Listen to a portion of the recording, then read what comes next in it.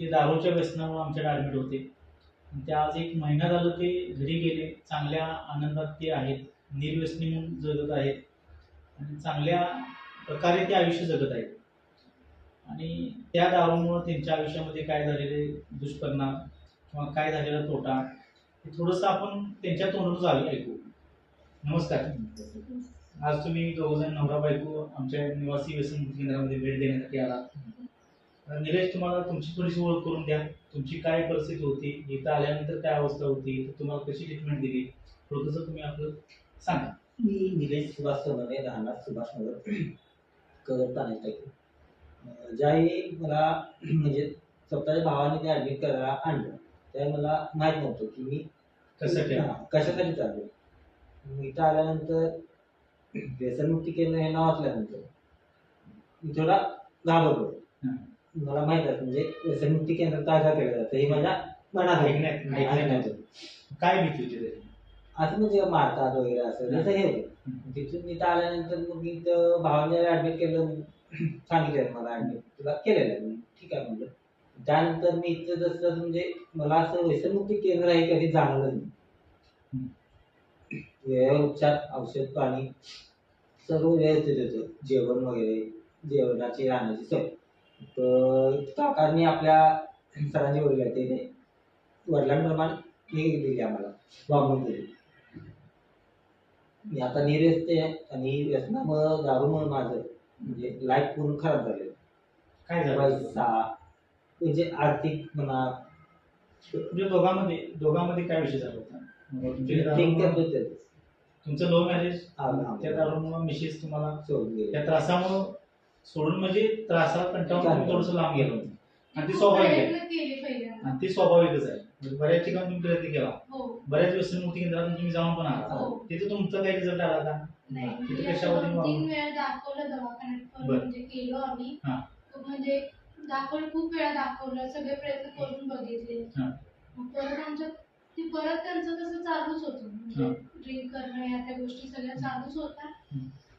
किती प्रयत्न केले तरी काही झालं नाही. मग आमच्यात वाद वगैरे, खूप भांडणं झाली, सगळे रिलेटिव्ह वगैरे लांब झाले त्यांच्या अशा वागण्याने.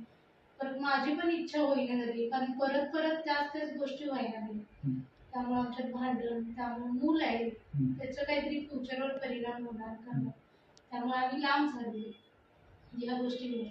जेव्हा घरातल्यांनी यांना इकडे आणून ऍडमिट केलं, म्हणजे ऍडमिशन घेतलं इकडे, तर त्यावेळी इकडे चांगलं म्हणजे आम्हाला परिणाम, रिझल्ट चांगला भेटला आम्हाला. म्हणजे आता परत आम्ही एकत्र आहोत. म्हणजे मुलासाठी डिसिजन घेतलं, त्यांनी स्वतःचं मन एकदम कंट्रोलमध्ये ठेवले की परत त्या गोष्टी नाही होणार आहेत. इथं रिझल्ट त्यांना चांगला भेटलाय, चांगलं समजून घेतले त्यांनी. त्यामुळे आता आमची फॅमिली ओके आहे, व्यवस्थित हॅपी आहे. तुम्ही बऱ्याच व्यसनमुक्ती केंद्रामधून तुम्ही जाऊन तिथं आत तुम्हाला निलेश विचारतो, आत म्हणजे ट्रीटमेंट व्यवस्थित दिली जाते का? हो, अगदी. आता तुम्ही जसं म्हणला व्यसनमुक्ती केंद्राबद्दल किंवा आमच्या केंद्राबद्दल सुद्धा कोणीतरी अफवा पसरवू शकतं की मारतात, तसा काय प्रकार आहे का? आज जेवणाची क्वालिटी व्यवस्थित आहे का? जेवणाची क्वालिटी व्यवस्थित आहे. तुम्हाला तसं काय केलं होतं का? बरं, उपचार वेळेवर होतात का? हो. इतर लोकांना तुम्ही काय सांगाल आमच्या केंद्राबद्दलचं मत तुमचं काय? केंद्राबद्दलचं मत असं आहे, उपचार ट्रीटमेंट म्हणा जणू ते आपलं घरच आहे. घरासाठी ट्रीटमेंट दिली जाते. तुम्ही कधी म्हणजे असं हे करणार बाबा आपण व्यवस्थित केंद्रात असं कधी मला जाणवणार. तुमचं काय आता एवढं सगळं तुम्ही त्रासातून गेला, तुम्ही एवढं सगळं भोगलं त्या दारून, आज तुम्ही निर्व्यसनी तुम्ही झाला, तुमचं मिस्टर, तुम्हाला कसं वाटतं आज, फिलिंग कसं वाटतं आणि आमच्या केंद्राबद्दल तुमचं काय मत आहे? मला तर सगळ्यात आधी थँक्यू म्हणायचे सगळ्यांना, कारण खूप प्रयत्न केलेले मी. मला संसार अक्षरशः मोडायची वेळ आली.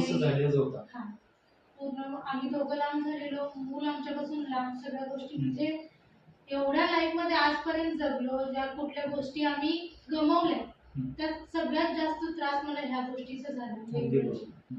माझ्यापासून नवरा लांब, मूल लांब, त्या गोष्टी आम्ही सहनच करू शकत नाही. म्हणजे एवढं आम्ही सगळं म्हणजे एक स्वप्न जे असतं आमचं एकत्र राहणं करणं, मुलाला चांगली लाईफ देणं, हे एका गोष्टीमुळं पूर्ण विस्कटलेलं होतं. ती गोष्ट आम्हाला आमच्या लाईफ मधून काढूनच टाकायची होती. मेन म्हणजे इतकं प्रयत्न करून पण ती निघत नव्हती गोष्ट. पण जेव्हा इथं आल्यानंतर तेव्हा ह्यांच्यात जे बदल झाले, म्हणजे इथं 3 महिने आम्ही इथं होते, तर 3 महिन्यामध्ये त्यांनी चांगला त्याचा उपयोग करून घेतला आणि इथून काहीतरी पॉझिटिव्ह थिंकिंग शिकून गेली.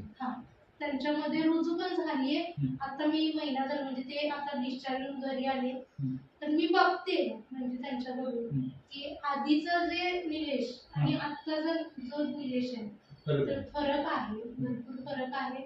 आणि जे मला मेन जाणवलं म्हणजे मला आवर्जून सांगायचं आहे, जे विचार करण्याची जी क्षमता असते म्हणजे जे निगेटिव्ह आपण विचार करतो ते आणि आत्ताचा निलेश म्हणजे आपल्याला चांगल्या गोष्टी शिकायचे हे त्यांचं जास्त इंटेन्शन असतं. म्हणजे मला ही चांगली गोष्ट करायची, निगेटिव्ह थिंकिंग कडे जास्त नाही जाणं, हे प्लस पॉईंट. तुम्हाला ते जाणवलं. जाणवलं.